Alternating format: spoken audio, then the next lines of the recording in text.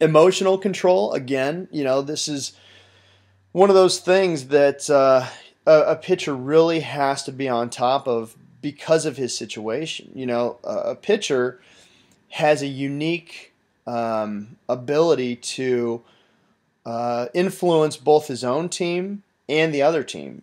So if you're a position player and you're watching your pitcher just have a meltdown, that's not a good feeling for you. You're not feeling too good about your team's chances in that specific game. And on the other side of things, if you're an opposing team and you guys are at bat and you see a pitcher starting to melt down, that gives you more momentum, more energy, and it kind of really swings things in the other direction. So as the pitcher, if you're able to remain under control, present yourself in a positive manner, and maintain kind of a cool, even keel, confident body language, you're able to, one, give your team confidence, two, kind of battle back on the other team's emotion and momentum. So very, very important stuff here. Things that we'll be discussing quite a bit in the future as far as other articles and videos on Baseball Performance 360.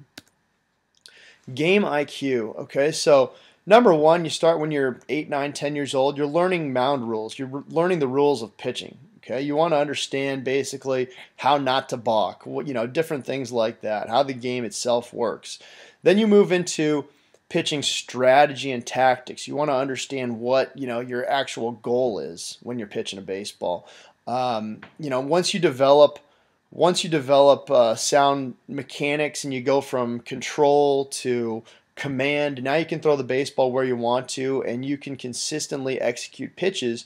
Then strategy and tactics really becomes a bigger part of the game, where it's almost like a chess match where you're kind of working to set hitters up. And as you continue through, you learn how to read swings. You learn how to notice changes in posture, notice changes in swing plane, and that helps you identify holes in swings, things like that. So that's a big thing, and those are things that come with time. Time within the game will help you learn those things, but also just being aware and understanding that it's a process, and these are skills that you're going to develop like anything else. Are really going to help maximize your performance on this end. Pitching history, having an appreciation for those who have come before you, I think is important no matter what industry, what game you're playing. I think it's real important to really, if you want to get somewhere within your game or within your industry or whatever you're doing, you really should understand what's come before, because you'll be able to notice trends. You'll be able to see where people made mistakes. You'll be able to see where people had success. You look back at pitching, and there's been a lot of flash in the pan type of stuff.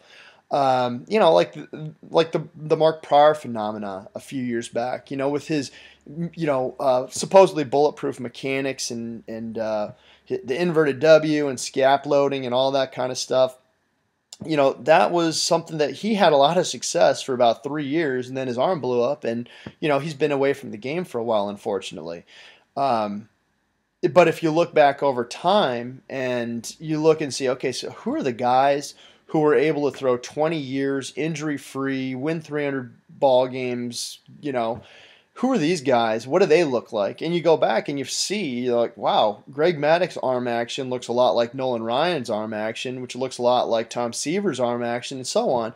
So you're able to notice trends that sustain, across generations, because there's always going to be differences in style, differences in biomechanics and those things as science and technology gets better and people implement new things.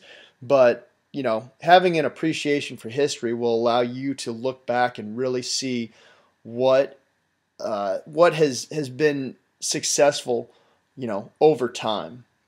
And then we get into pitching specific knowledge, and this just gets to position specific type of stuff. All of this stuff can be considered pitching specific knowledge. Having a feel for the baseball and understanding how to pitch is something that, again, just like a lot of things in baseball, it's difficult to quantify, but it's something that you want to focus on building, something you want to focus on improving, because it has a profound impact on how you perform. Boom, bonus section right here, mound competition. Okay, so in the baseball performance model, we did a little bonus on competition because we couldn't really find a great place for it to fit. Obviously, pitchers, competitiveness is essential to success on the mound. You absolutely have to be out there and compete. Now, how do you define competition? I mean, it's tough, and I actually looked it up. Competition essentially is the desire to be better than someone else or having an affinity for competition. So if you say someone's competitive, that's someone who likes to go out there and compete, or someone who really wants to be better than other people. Now, is this something that's learned, or is it, something that's just inside you? Obviously it's probably a combination of things. I think that especially at younger ages, getting people out of their comfort zone, can be a big thing. Around our area, one of the local organizations puts on like this skills challenge where they'd go and do like a home run derby and all this stuff. And a parent who's, a pretty smart guy, was talking about putting his kid in that, not because he cared about, this little home run derby, although it was kind of fun, but it was kind of like he wanted to experiment with putting him out there in front of a lot of people, in kind of a pressure situation, have him feel that nervousness and feel that discomfort. And, I thought it was a good point, because it is, when I was younger, I used to despise public speaking. I mean, I didn't like getting up and talking in front of people, which a lot of people, are that way. But, the more you do it, the more you go out and you get comfortable with it and you understand, hey, it's, even if I screw this up, it's not the end of the world. You become more and more comfortable with it, and your skills grow. And, I think that applies to a lot of different settings. As long as you're kind of taking yourself out of that comfort zone, you're going to be facilitating growth, and you're going to be getting better. And, competition is no different. So you got to be out there and putting yourself in competitive situations in order to grow as a competitor.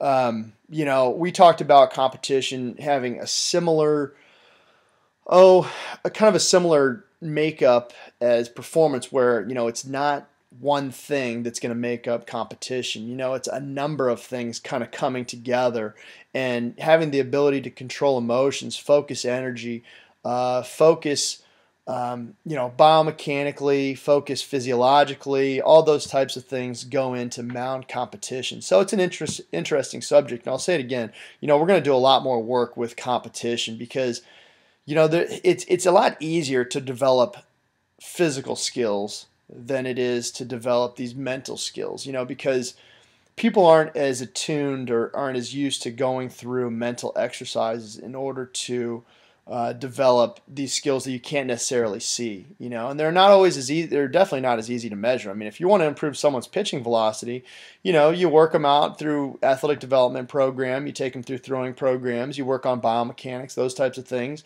You measure with a radar gun before, you measure with a radar gun after, and you see how much better you got. With competition, it's tough to quantify those types of things. So, it's something that we have a great interest in, and we're going to do a lot more work with and put a lot more information out. So stay tuned for more competition-oriented material. Little summary here of the pitching performance model. The goal is long-term development of the complete pitcher by maximizing each component of the model. Okay, so that's essentially exactly what we're trying to do within the baseball performance model.